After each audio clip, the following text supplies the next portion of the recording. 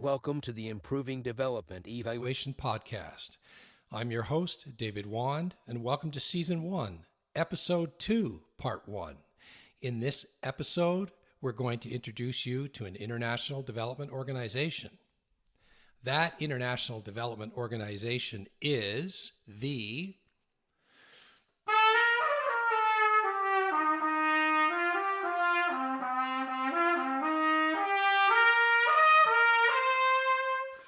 Canadian Bureau of International Education.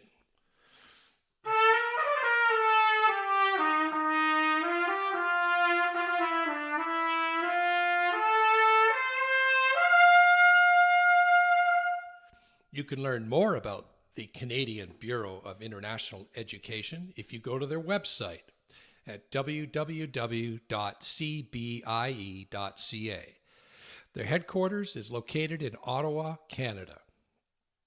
The project we're going to be talking about today in Part 1 is for Episode 2. The Canadian Bureau of International Education has been funded by the Government of Canada to deliver this project, and it is called African Leaders of Tomorrow Scholarships Fund.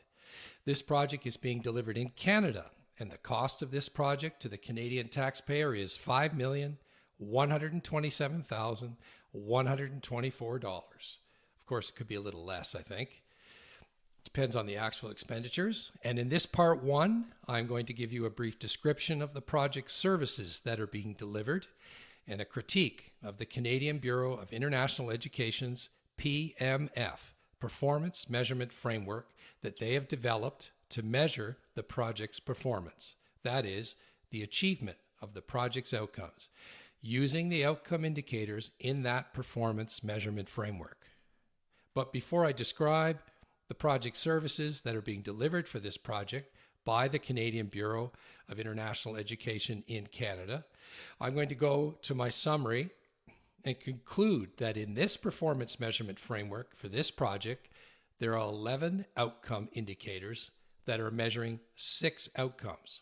There is a 7th outcome, but its outcome indicators will not be reviewed, as I will explain a bit later, because this outcome is actually an output or service. It's not what you expect after you deliver the service. It actually is the service. So that's why we're not going to look at it. So let's start. My review of all 11 outcome indicators has led me to conclude that all of these outcome indicators are not measuring the 6 outcomes. So, the organization, the Canadian Bureau of International Education, cannot make the claim that it's achieving its project outcomes with the services they're delivering in the project, simply because their outcome indicators are not properly measuring the outcomes for this project. As you probably know from the trailer for this podcast, those 11 outcome indicators fall into one of 5 problem areas. Now, for this project, 8 of those outcome indicators fall into the problem area of how do you feel self-reporting, where people are asked how they feel about achieving the outcome rather than being objectively measured on whether they achieved that outcome. Another 2 of the outcome indicators fall into problem area number 5, which is there's no comparison group of people outside of the project that are also measured on the same outcome, which means even if people in the project are achieving the outcomes, we don't know if they're achieving them any better than another group of people that could also achieve the outcome outside of the project. Some people refer to this with a fancy word called impact. But I won't bore you with that word. I'll just stick to the facts. And finally, we have one outcome indicator that is falling into problem number 3, where the outcome indicator is measuring something that is not related to the achievement of the outcome at all. So now that I've concluded that the PMF is flawed, that means the performance measurement framework is flawed, let's get into more detail about the project services. And just to remind you, if you wish to get more detail about this project, you can go to your search engine and enter Global Affairs Canada Project Browser into your search engine. And what will come up is a platform with all the projects listed there. You can go to the partner list and select Canadian Bureau of International Education. There you will see a description of this project. If you wish to get the Canadian Bureau of International Education Performance Measurement Framework for this project, as well as my summary of the 11 outcome indicators for this project and where they fall into one of those 5 problem areas, you can email me at evaluatecanadaaid@gmail.com and I will send it to you. Also, in that summary, I will include the link to the project description at the Global Affairs Canada Project Browser platform, where you can find a description of the project and the services they deliver. And as you know from the trailer, you will not see on that platform at Global Affairs Canada the performance measurement framework. Hence, I think, the need for this podcast. So let's start with a brief description of the project. The target group that is receiving the services delivered from this project are Africans who are entering a master's program in public administration in Canada. Between 120 and 130 students are selected and placed into this master's program in public administration in Canada, with these students coming from 23 African countries. The project delivers the following services to these students. Number 1, mentoring by Canadian public administration practitioners to those students from Africa who are attending a master's program in public administration in Canada. Number 2, delivering learning events to these students.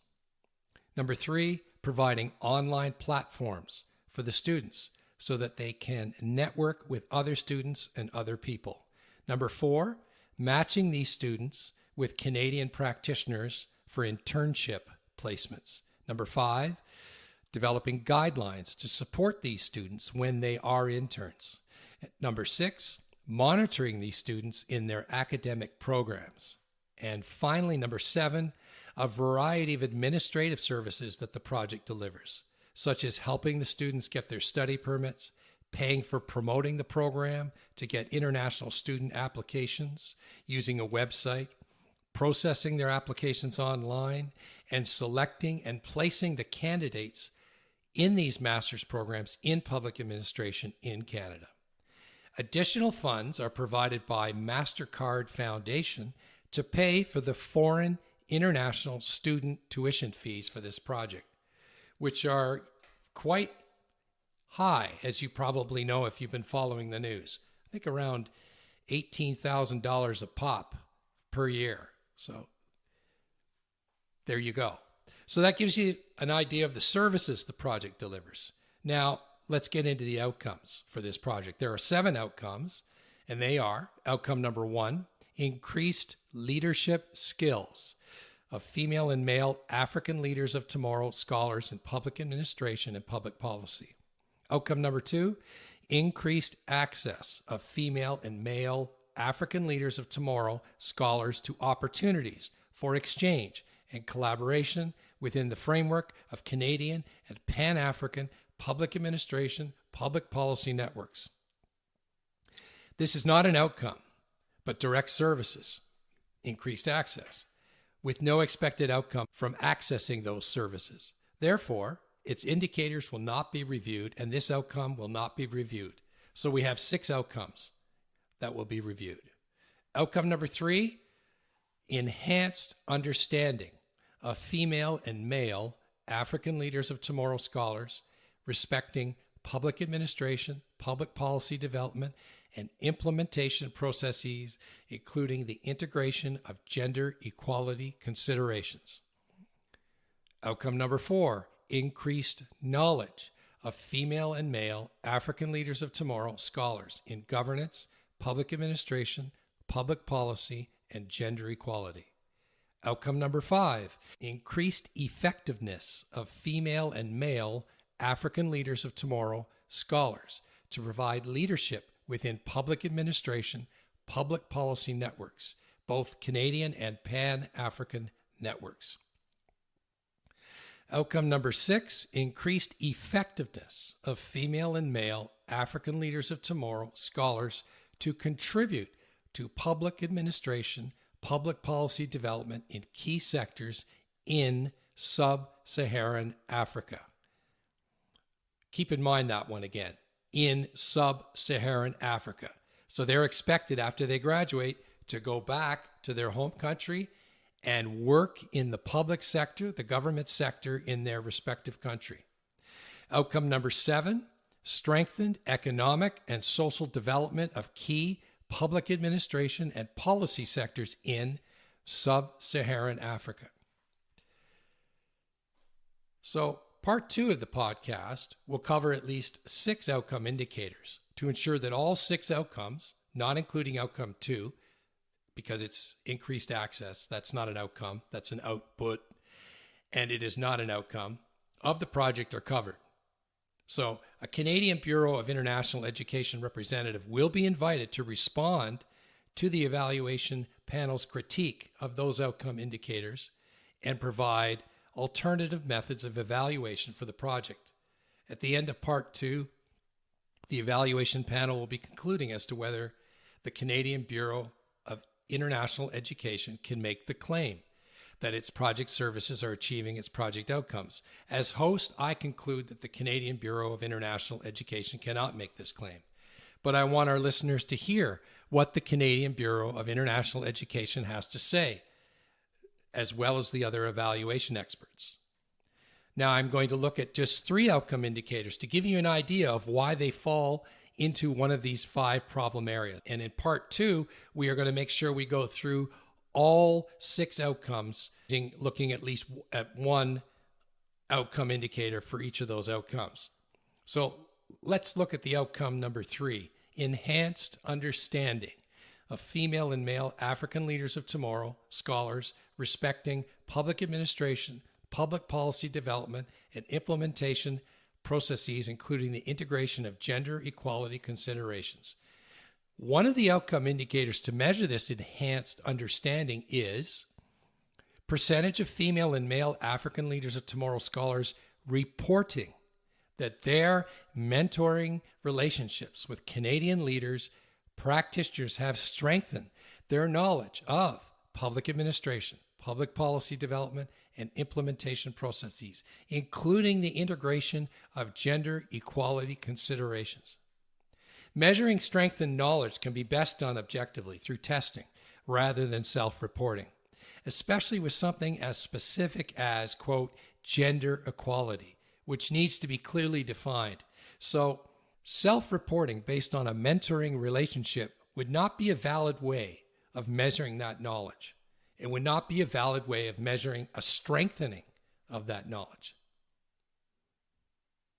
Let's look at the outcome number 4, increased knowledge of female and male African leaders of tomorrow, scholars in governance, public administration, public policy, and gender equality.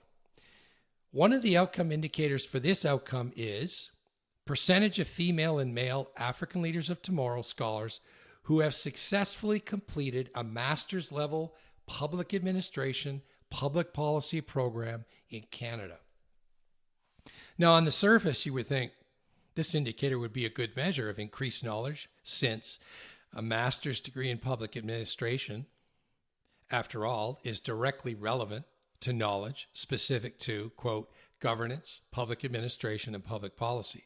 However, 2 points to keep in mind here are that gender equality is very specific.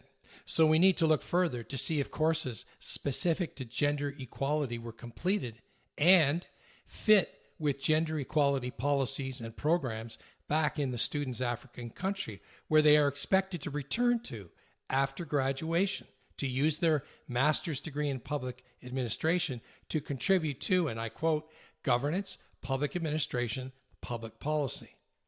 Getting the MPA would not be considered directly related to, quote, increased knowledge of gender equality, unless the MPA required the completion of courses specific to gender equality. For example, would these students be able to calculate the United Nations Development Program, UNDP, Gender Inequality Index for their country using a particular data set? And would they be able to use that calculation to support their development of policies to address gender inequality? This would seem to be a good measure of their, quote, increased knowledge of gender equality. Finally, a second point is current Canadian immigration policy encourages international students to remain in Canada after graduation. This is considered a key pathway to meeting Canadian immigration targets, as these immigrants are young, highly educated with Canadian master's degrees in public administration, and have become accustomed to Canada and offer a skill set to replace the large group of public servants in Canada who will be retiring. This conflicts directly with outcome number 6 of this project, which wants these master's graduates in public administration to return back to their African country. And I quote, contribute to public administration, public policy development in key sectors in sub-Saharan Africa. This may raise the need to introduce the indicator here in the project, percent of MPA graduates who return to their home country and are employed in the government sector in their home country. Let's look at outcome 7. Strengthen economic and social development of key public administration and policy sectors in sub-Saharan Africa. Graduates themselves are asked, if you look at the performance measurement framework for this indicator, to self-report their, quote, level of position in Africa as either entry, middle, or senior position in Africa. These positions should be defined and applied across all 23 African countries where these students are coming from. And then graduates could be interviewed based on those criteria rather than self-reporting. That would be a better way of seeing if they are actually in the senior levels of government.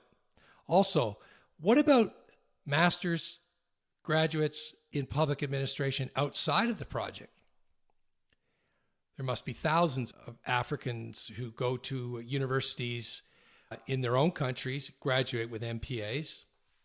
They could be in higher senior positions than this project, showing better strength and development of the public sector than this Canadian Bureau of International Education project. So this outcome indicator has self-reporting bias, and also there is no comparison group showing that the MPA graduates in this Canadian Bureau of International Education project are doing better. That means are at higher levels in the government, in the public sector, compared to other MPA graduates that did not participate in this project. So those are just 3 examples from 3 outcome indicators that fall into those problem areas. So if you have any comments or suggestions about this particular critique and episode, feel free to email me at evaluatecanadaaid@gmail.com. And if you also are interested in getting a copy of the performance measurement framework for this project, delivered by the Canadian Bureau of International Education, as well as my summary of all of the outcome indicators on which problem area that each of the outcome indicators falls into, feel free to email me. And finally, if there are any evaluation experts out there who'd like to be on the podcast to look at other performance measurement frameworks, and in particular the outcome indicators, to see if they fall into these 5 problem areas, email me, and I'd be happy to send you the remaining performance measurement frameworks that we have lined up for season 1. We have 12, where we don't have evaluation experts so far. And what we're going to do now, at the end of this part 1, is send it to the Canadian Bureau of International Education representative and invite them to attend part 2 of this episode to respond to this critique here in part 1, along with an evaluation expert that will also attend part 2 of this podcast to also provide a critique of their performance measurement framework. Thank you for listening, and stay tuned for Canadian Bureau of International Education Part 2, Episode 2. Season 1.